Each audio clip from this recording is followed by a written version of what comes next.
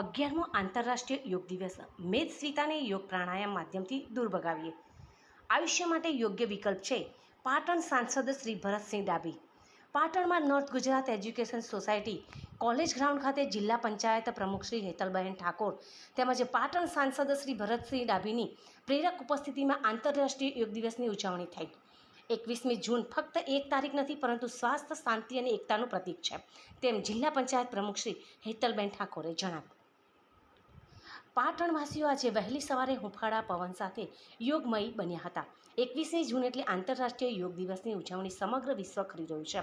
રાજ્યભરમાં યોગ દિવસની ઉજવણી કરવામાં આવી, જેના ભાગરૂપે પાટણમાં પણ આંતરરાષ્ટ્રીય યોગ દિવસની ઉજવણી કરવામાં આવી હતી. આજના કાર્યક્રમમાં વિશાખાપટ્ટનમથી વડાપ્રધાન શ્રી નરેન્દ્રભાઈ મોદીનો કાર્યક્રમ સૌએ લાઈવ નિહાળ્યો હતો. પાટણની પીકે કોટાવાલા કોલેજ ખાતે જિલ્લા પંચાયત પ્રમુખ શ્રી હેતલબહેન ઠાકોર, પાટણ સાંસદ શ્રી ભરતસિંહ ડાભીની પ્રેરક ઉપસ્થિતિમાં વિશ્વ યોગ દિવસ ઉજવવામાં આવ્યો હતો. કાર્યક્રમને સંબોધિત કરતા પાટણ સાંસદ શ્રી ભરતસિંહ ડાભીએ જણાવ્યું હતું કે 11મો આંતરરાષ્ટ્રીય યોગ દિવસ આજે ભારત અને દુનિયા ઉજવી રહી છે. ઋષિમુનિઓ યોગ દ્વારા વર્ષો સુધી જીવતા હતા.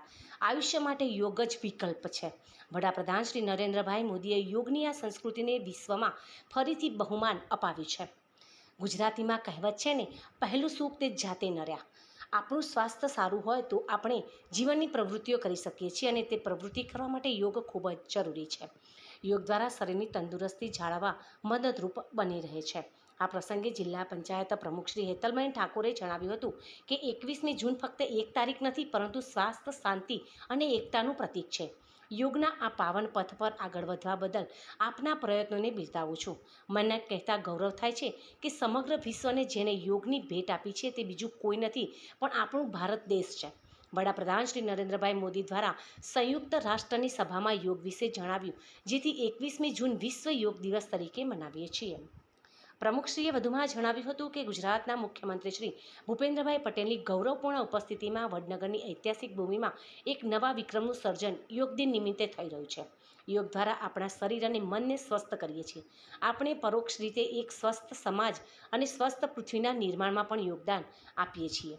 યોગ એ ફક્ત શારીરિક વ્યય નથી, તે જીવન જીવવાની કળા પણ છે, જેથી ભાષા અને સંસ્કૃતિના ભેદભાવ ભૂલીને વિશ્વના ખૂણે ખૂણેથી લોકોને યોગમય બની રહ્યા છે. ત્યારે આપણે સૌ યોગ અભ્યાસથી જન સુધી પહોંચાડીએ છીએ. આંતરરાષ્ટ્રીય યોગ દિવસની ઉજવણીમાં જિલ્લા પંચાયત પ્રમુખ શ્રી હેતલબહેન ઠાકોર, નગરપાલિકા પ્રમુખ શ્રીમતી હિરલબહેન પરમાર તેમજ જિલ્લા કલેક્ટર શ્રી તુષાર ભટ્ટ, જિલ્લા વિકાસ અધિકારી શ્રી CL પટેલ તેમજ જિલ્લા પોલીસ અધિક્ષક શ્રી VK નાઈ તેમજ વિવિધ અધિકારીશ્રીઓ અને બહોળી સંખ્યામાં પાટણના નાગરિકો પણ ઉપસ્થિત રહ્યા હતા.